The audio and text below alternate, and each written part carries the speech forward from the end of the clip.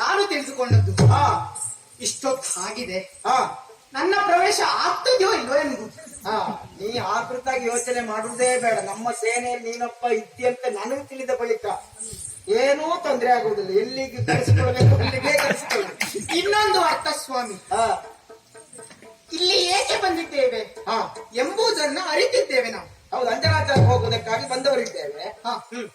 ಆದರೂ ನನ್ನನ್ನು ಕರೆದದ್ದು ಯಾಕೆ? ಇದ್ದವರಲ್ಲಿ ಪ್ರಮುಖವಾಗಿ ನಿನ್ನನ್ನೇ ಕರೆಯಬೇಕಾಗಿ.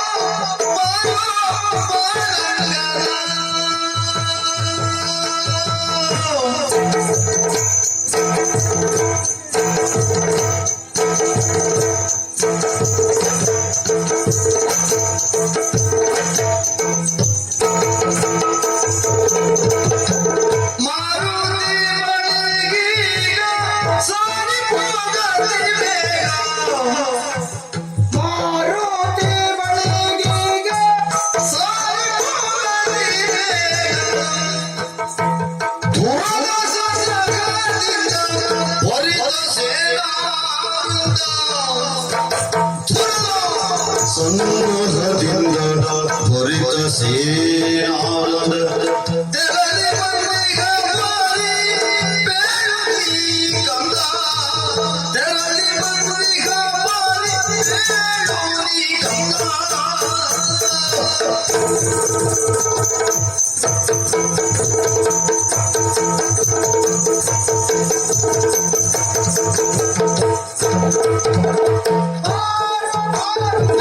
ತಾರಾ ಕುಮಾರ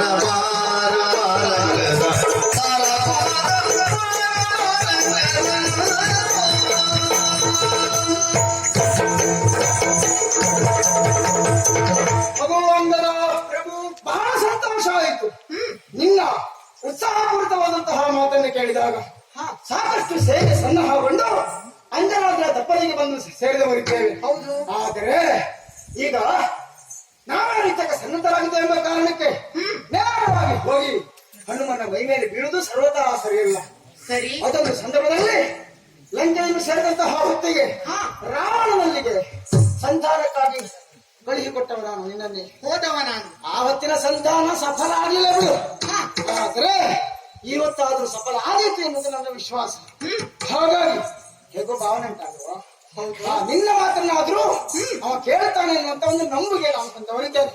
ಆದ್ದರಿಂದ ಮಾರುತಿಯ ಬಳಿಗೈದು ಸಾಕಷ್ಟು ಸೇನೆಯನ್ನು ಕೂಡಿಕೊಂಡು ಶ್ರೀರಾಮಚಂದ್ರ ಬಂದಿದ್ದಾರೆ. ಶಕುಂತನ ಬಿಟ್ಟು ಕೊಡದೇ ಇದ್ರೆ ನಿನ್ನ ಕೊಲ್ಲುವುದಕ್ಕೆ ಮುಂದಾಗ್ತಾನೆ ಶ್ರೀರಾಮಚಂದ್ರ ಅಂತ ಹೇಳಿ ಅವನು ಹೆದರಿಸಿ ಬೆದರಿಸಿ ಮಾತಿನಿಂದ ಕಟ್ಟಿ ಹಾಕಿ ಆದ್ರೂ ಆದಷ್ಟು ಬೇಗ ಬಿಡಿಸಿಕೊಂಡು ಬರ್ತೀಯಾ?